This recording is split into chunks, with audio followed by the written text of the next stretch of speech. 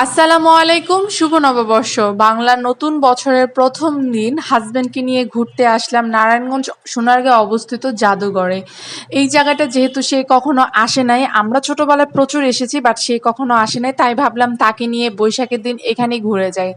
তো মূলত আগে এখানে ঢুকতে হলে একটা টিকিটই পুরাটা ঘোরা যেত, বাট এখন পুকুর পাড়ে অবস্থিত ১০০ বছর পুরনো এই বড় সর্দার বাড়ি এখানে যেতে হলে এক্সট্রা করে ১০০ টাকার টিকিট করতে হয়। তো আমরা ফার্স্টে ৫০ টাকার টিকিটটাই করেছি, কারণ ভেবেছি যাওয়ার পথে হচ্ছে আমরা এটা দেখে যাব, বাট আমাদের আর দেখা হয়নি।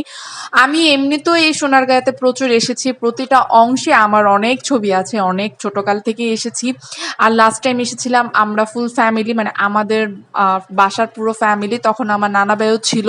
তো আমি যখন সোনারগাঁয়ে ফার্স্ট এখানে আসলাম, আসার পর একটা কথাই বলছি যে আমি আমার নানা ভাইকে প্রচুর পরিমাণে মিস করছি। লাস্ট টাইম তাকে নিয়ে যখন এসেছিলাম, সে তখন তেমন একটা হাঁটতে পারতো না, সে এখানে এসে একটা চাদর নিয়ে আসছিলাম, আমার নানু আর নানা ভাই সেখানেই বসেছিল।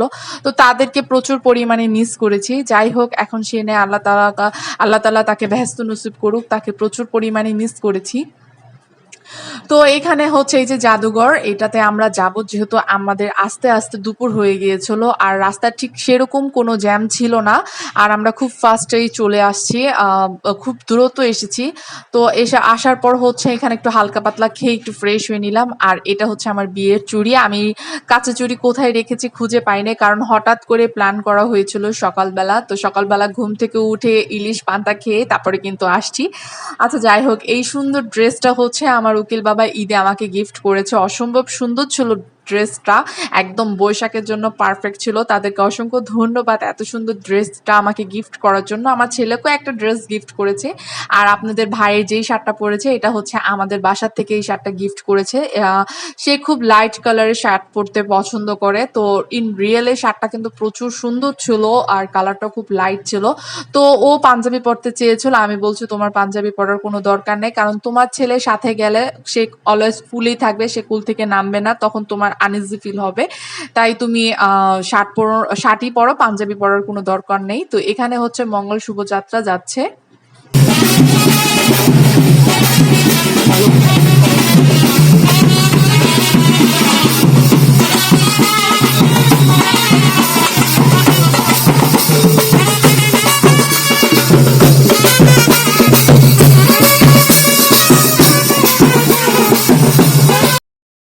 এখন হচ্ছে আমরা এই যে জাদুঘরের ভিতরে চলে আসছি। তো এখানে মূলত আদিমকালের যে জিনিসগুলো আছে সেগুলো অ্যাকচুয়ালি আছে এটার ভিতরে। তো এখানে যে নকশি কাঁথা, তারপরে আদিমকালের জামদানি, তারপর হচ্ছে তাদের ব্যবহারকৃত যে আসবাবপত্র, কাঁসা, এইসব জিনিসগুলি সাধারণত এটার ভিতরে আছে। তো এখানে ছোটবেলা থেকে দেখছি সেম জিনিসগুলি আছে, একই জিনিসগুলো আছে। তো মাঝে মাঝে এখানে এসে মানে বলতাম যে আমরা তো চেঞ্জ হচ্ছে, এগুলো চেঞ্জ হচ্ছে না, মানে এগুলোর ভিতরে কিছু মাটির তৈরি করা পুতুলও আছে, সেগুলো সেই একই দেখছি, একইভাবে বসে আছে, একই, মানে এটা অ্যাকচুয়ালি আমি মজা করে বলেছি, এটা কিভাবে হবে, এটা তো মাটির পুতুল। তো আমার না পার্সোনালি এইরকম জাদুঘর সোনারগাঁয়ে আসতে খুব ভালো লাগে, এসব জিনিস দেখতেও খুব ভালো লাগে। আর মনে মনে চিন্তা করতাম তারা এগুলো ব্যবহার করতো, তখনকার যুগ কিরকম ছিল, মানে এগুলো ভাবতে আমার খুব ভালো লাগে। তাই একটু শেয়ার করলাম আপনাদের সাথে জাদুঘরের ভিতরে কি আছে। এই যে হচ্ছে এগুলো কিছু, হয়তো এগুলো আগেরকার জামদানিগুলো, এগুলো খুব সুন্দর করে রেখেছে। তারপরে যে নারায়ণগঞ্জে তাঁতের যে মানে তাঁতের যে মেন শিল্পটা, সেটা এখানে ফুটিয়ে তুলেছে। এগুলো কিন্তু মাটির পুতুল, এটা একটা বড় গ্লাসের ভিতরে আর কি রেখেছে। তো এগুলো খুব আগে ছিল, একই আছে, জাস্ট হচ্ছে বাহিরে একটু ডেকোরেশন করেছে এই আর কি। তো এখানে সবকিছুই কিন্তু সে আগের পুরনো জিনিসপত্র। এই যে দেখেন, এটাকে কি বলে, পালকি, এটাও কিন্তু সে আদিমকালের জিনিস। এখানে কাঠেরও আছে এবং কিছু ভাস্কর্য আছে যেগুলো যে পুতুল টাইপের, এরকম এইসব জিনিসগুলো আর কি এই জাদুঘরের ভিতরে থাকে। তো এই জাদুঘরের ভিতরে একটা জিনিস আমার খুব খারাপ লেগেছে, পুরাটা জাদুঘরে কিন্তু এসি দেওয়া ছিল, কিন্তু তারা এসিটা ছাড়ে নাই। এত প্রচন্ড পরিমাণে গরম লেগেছে, মানে অসম্ভব, মানে বলার বাহিরে প্রচুর পরিমাণে গরম লেগেছিল। তো আচ্ছা, এগুলো কিন্তু সেই আদিমকালে ব্যবহৃত জিনিস ছিল। এগুলো অ্যাকচুয়ালি মেবি রূপার ছিল, রূপার তৈরি করার নূপুর, তারপরে কমরের বিছা, আংটা, গলার হার, হাতের কাঙ্গন, প্রতিটা জিনিসের নিচে কিন্তু লেখা ছিল কোনটা কি জিনিস। এগুলো সবই আদিমকালের জিনিস।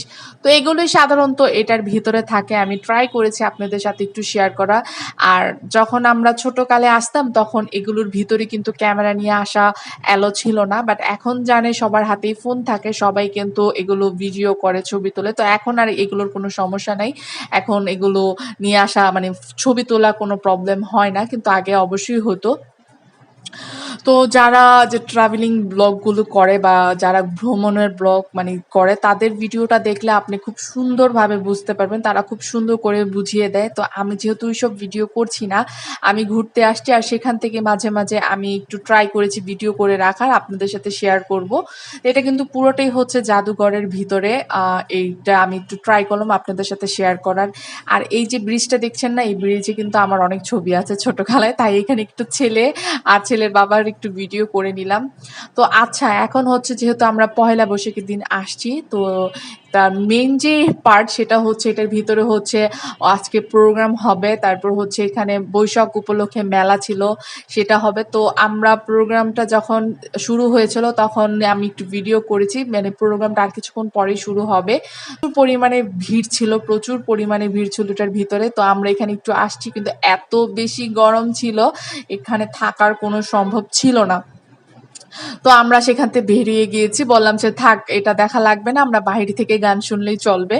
তো আমরা ঠিক সেই বের হয়ে গিয়েছিলাম এই স্টেজের বাইরে। মানে প্রচুর পরিমাণে গরম লাগছিল এটার ভিতরে। আর এই সোনারগাঁ পুরাটা যদি আপনি ঘুরতে চান, আপনার হাতে লং টাইম নিয়ে আসবেন, তাহলে আপনি ঘুরতে পারবেন। এটা কিন্তু বিশাল বড়। ওই যে দূরে দেখছেন হাতিগুলো মাটির তৈরি করা। আমরা যখন আসতাম ফুল ফ্যামিলি, আমরা কিন্তু এটা পুরাটা ঘুরতাম। কারণ দেখা যেত আমরা খুব সকালে আসতাম, ৮টা ৯টার দিক দিয়ে চলে আসতাম। তো একদম যেতাম সন্ধ্যাবেলা, তখন হাতে প্রচুর টাইম থাকতো, হাঁটতাম।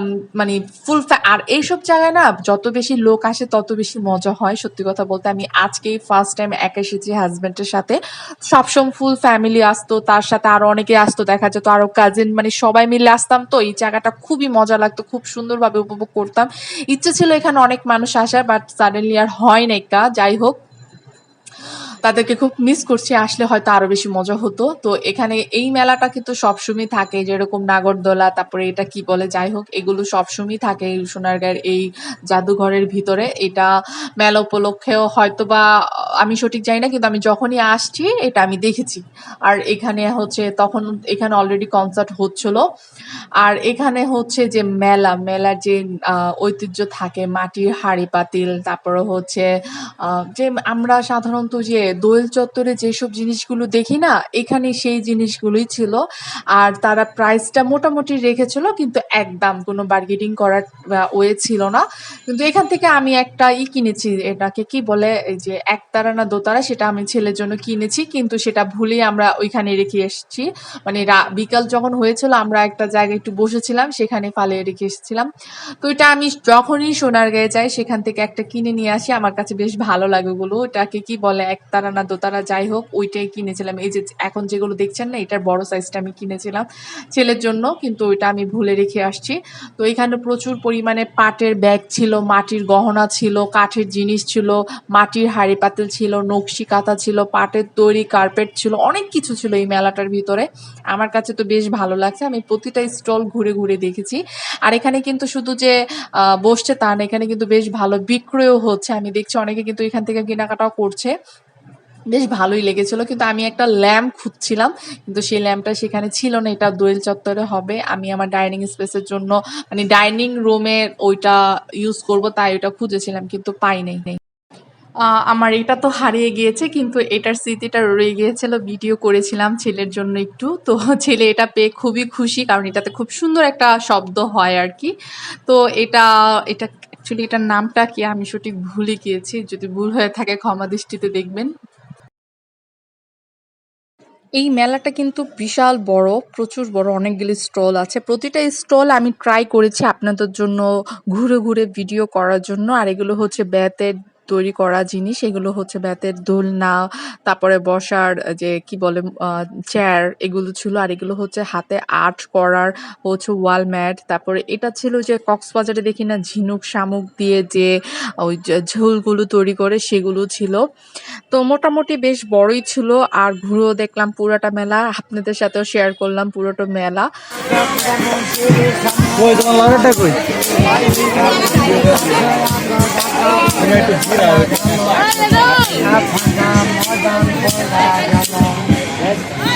এটা হচ্ছে বায়োস্কোপ, যেটা আগেরকার গ্রামের যে মেলা হতো ভীষণ পপুলার ছিল, কারণ তখনকার যুগে হাতে মোবাইল বা ঘরে টিভি নেট ছিল না, এটাই ছিল বিনোদনের মেন অংশ। আর তার পাশে হচ্ছিল পুতুল খেলা বা পুতুল নাচের আরেকটা ঘর। তো ওইটাতে আমরা যেহেতু যাইনি, কিন্তু বাহির থেকে শব্দগুলি পাচ্ছিলাম, ভীষণ ভালো লাগছিল, খুব ইচ্ছুও করছিল এটা দেখার, কিন্তু যাই নাই। তো ভালো লাগছিল ওই জিনিসটা। তো এখন হচ্ছে আমরা আরেকটু ভিতরে যাচ্ছি সোনারগাঁয়ের। তো এখানে কিন্তু বসার অনেক একটু হালকা পাতলা খাওয়ার মানে ফুচকা বা আইসক্রিম এইসব অনেকগুলো স্টল ছিল, জায়গায় জায়গায় ছিল। এগুলো মূলত মাটির ঘর। এগুলো আমি যখন এর আগে এসেছিলাম তখন এগুলো একটু অন্যরকম ছিল।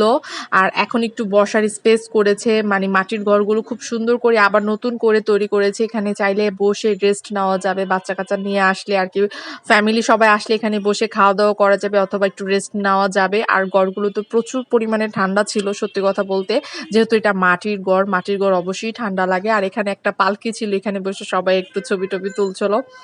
তা এখন হচ্ছে আমরা ঘুরছি, তা হঠাৎ করে চোখে পড়লো একটা মাটির তৈরির বাঘ। আমার ছেলে ভাবছে এটাই রিয়েল বাঘ, সে তো দূরে থেকে দেখে বলছে টাইগার টাইগার। তো সে টাইগারের উপরে বসে রয়েছিল, তো সে খুশি মনেই বসে রয়েছে, সে ভাবছে টাইগারের উপরে বসে রয়েছে, এটা তো অরিজিনাল হলে অসম্ভবই ছিল।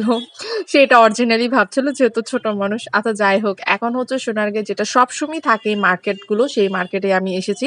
তো এখন এগুলো দোকানগুলো একটু নতুন করেছে, এর আগে যখন এসেছিলাম এই দোকানগুলো এরকম ছিল না, আর এতগুলো স্টল ছিল না, আরো কম ছিল। এখন এখানে দোকানের সংখ্যা অনেকগুলো বাড়িয়েছে। এই দোকানে সাধারণত ওই যে আমরা মেলায় যা দেখে আসলাম সেই সব জিনিসগুলো ছিল, কিন্তু এটা সবসময় থাকে, এটা শুধু মেলা উপলক্ষে না, এগুলো দোকানটা সবসময় সোনারগাঁয়ের ভিতরে থাকে। এখানে আপনারা কাঠের তৈরি যে কলম, তারপরে এই যে ব্যাগ 99 এর অনেক জিনিস ছিল, তারপরে এই যে পাটের তৈরি ব্যাগ, সে একই জিনিসপত্র ছিল। তারপর আমি আপনাদেরকে ঘুরে ঘুরে দেখাচ্ছি, প্রতিটা স্টল আমি ঘুরেছি, আমার কিন্তু প্রচুর পরিমাণে পা ব্যথা করছিল, এত হেঁটেছি আমি, যদিও অল্প একটা সময় নিয়ে গিয়েছিলাম। তারপরও ট্রাই করেছি পুরোটা সোনারগাঁয়ে ঘোরার, মানে জাদুঘরের প্রতিটা অংশ। বড় সর্দার বাড়িতে আর যাওয়া হয়নি, কারণ আমরা পিছনে গেট দিয়ে বেরিয়ে গিয়েছিলাম। তো এখানে হচ্ছে যে কাঠের তৈরি করার হেয়ার ক্লিপ ছিল, ফিঙ্গারিং ছিল, ইয়ারিং ছিল, এইসব জিনিস ছিল। আচ্ছা এখন হাঁটছি আমি হচ্ছে জামদানি যে সাইড, সেখানে যাবো। আর এখানে আমার হোয়াইট কালারের শুটা অ্যাশ কালার হয়ে গিয়েছিল ধুলায়, কিন্তু শুটা কমফোর্টেবল ছিল বলে আমি হিল পরে এত আরাম করে হাঁটতে পারছি।